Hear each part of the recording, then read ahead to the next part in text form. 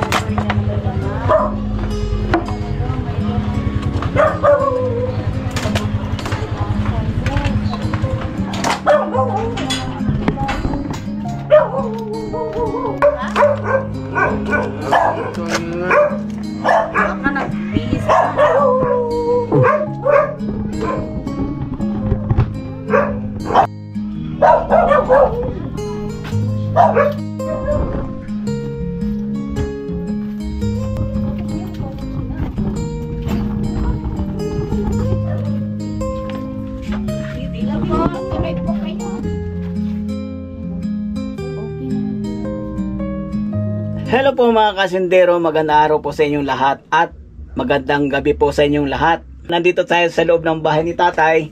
At si tatay nga pala, siya ang nakakuha ng message in the bottle. Yun na nga, code 002.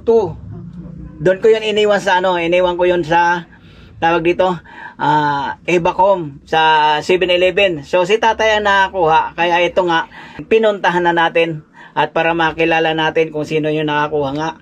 Ang nag-reach out sa atin yung kanyang manugang, dahil si tatay medyo, alam nyo naman, pagka medyo nagkakaed na, kagaya ko rin. mahina na sa mga cellphone na yan, mga social media. So, paano nyo nakuha yung bote? Hindi ko alam, basta kay pulot lang ko yung bote doon sa basurahan. Siya nga pala mga kasindero, ang perang nilagay ko doon ay 200 lang naman kasi nga kung walang makakuha, sayang ng pera. Tapos may nilagay akong barya para matawag pansin ng makakuha na, uy, barya ang pera. Di ba? Tapos may konting sulat. At kasama nga sa natin yun, experiment. At dati nga yung aking mga vlog kay mga sasakyan. Ngayon nandito na ako sa Pilipinas. Na natin, gusto ko talagang matulungan yung mga matanda na, yung medyo matanda na lumalaban sa buhay, yung mga bata na lumalaban din sa buhay, yung mga gusto kong matulungan. At sana nga suportahan ninyo ako. Alamin lang natin ang katayuan ni tatay, kung bakit at umantong sa pangangalakal ng kanyang buhay, ang kanyang ginagawa ngayon. Sana mga kasindero, medyo nakikita nyo yung ating video dahil medyo madilim nga dito sa loob ng bahay niya. So siya po ay, ano nga po pangalan nyo, tay? Carlito po, Balsa. At siya nga pala si nanay, siya ang jowa ni tatay. Kita nyo naman, ha? Parang nakikilala ko po kayo, parang taga CA din kayo, CAA. Hindi po, diyan po ako sa Kwan. Saan niya yun man? Diyan sa pisto sa Bernabe. Bernabe. Bernabe. Diyan na kayo, Diyan po kami dati. Pinalayas kami nung tinitira namin kasi wala kami nang maibayad. Hindi makaano yung kalakal. Medyo kabataan nyo, saan kayo Mindoro. Mindoro. Kayo po tatay, anong probinsya nyo? Masbate. Bicol din. Oo, Bicol din. Marunong ko magsalita ng Bicol. Dae. Pero kuyan, nakakaintindi ka ng Bicol nun. Hindi, masyado Hindi, Bisaya. Bisaya. Oh, di ay. Oo, na. Bisaya dako. Oo, na. Bisaya. Doon po talaga kayo pinanganak sa Mindoro. Sa Masbate. Oo, doon na. Siya nga po pala, ilan po anak ninyo? 4. May mga pamilya na po. Mayroon. May asawa na. May mga asawa na. Bale, yung asawa niya anak nyo rin. Oo. Dito rin sila nakatira. Malayo yung iba. Malayo. Sa Quezon Province, yung isa. So, dati po ano pong trabaho ninyo nung medyo bata-bata pa kayo? Sa construction sa ning hardware. Saan hardware dito rin? Muna sa Lopez. Lopez, dito sa Paranaque. Oo, nung araw marami mga ano dyan, mga hardware. May mga tracking, mga nag-aano ng buhangin. Ilang taon na po kayo? 64. 64, 64. Ang tuwan-tuwa nga niya nakakita daw siya ng pera sa buti. Isa nga rin yun sa ano ko na, yung mga kagaya ng medyo nasa laylayan ng komunidad. Nagahirap kami. Makakita ng kaunting halaga tuwan-tuwa na sila. Tayo naman magbibigay din ng konti. Tatay, hindi naman malaking halaga dahil tayo hindi pa sumisweldo ng maayos sa YouTube. 3 buwan, 4 na buwan bago ako makasahod. Kung magtuloy-tuloy po itong aking content,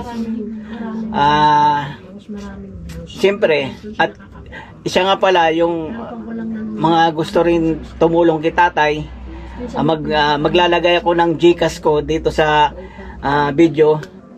At yung mga gustong tumulong din kay tatay, iipunin natin kahit may konting halaga lang, may tulong natin kay tatay.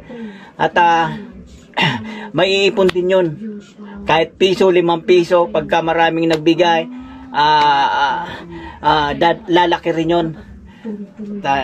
Tapos ibablog ko uli pagbigay ko kay tatay kung may tutulong sana sa atin. Pero sana may tutulong, alam ko may tutulong dahil maraming mga Pilipino, maraming tao na mabubuting puso talaga. Ako minsan din pagka nakakapanood ako ng nakakapanood ako ng mga video, di ko talaga maiwasan na nagbibigay din ako. Di nga lang kalakihan pero basta galing sa puso, ayos na yun.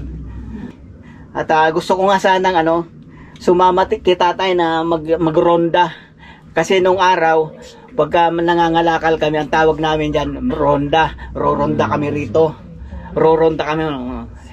Ganyan mga tanong namin, saan ka roronda? Para hindi kami nagkakasama sa isang lugar. So yun po.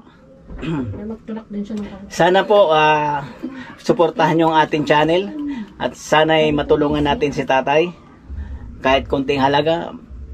Malaking bagay na po yun. Carleto Balza, ang tawag sa akin sa titing.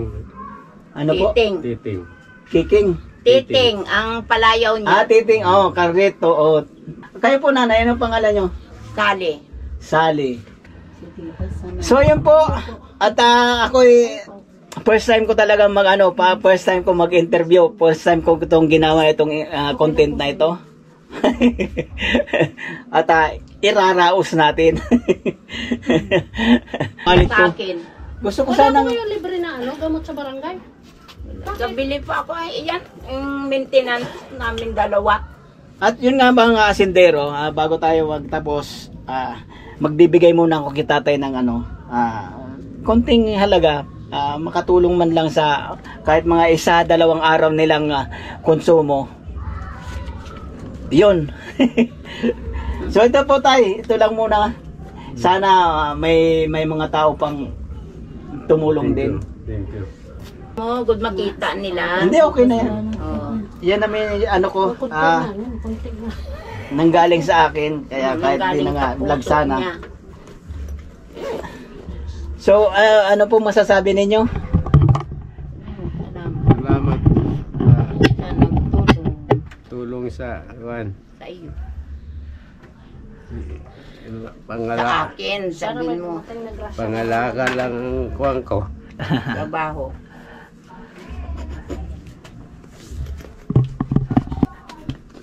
So, yun na nga po mga sendero. Medyo naiyak na si tatay.